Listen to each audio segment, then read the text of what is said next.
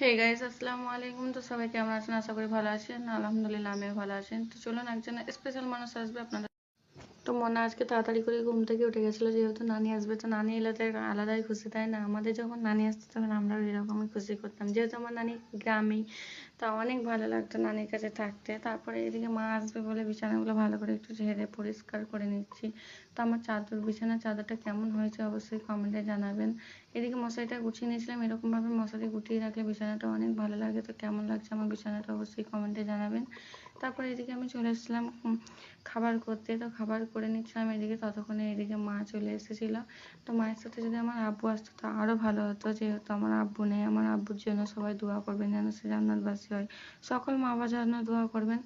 তারপরে এদিকে আমাদের 10টায় খাওয়া দাওয়া করে এদিকে চলে এসেছিলাম। আজকে করেছিলাম বিরিয়ানি, কারণ মা এসেছিলো বলে।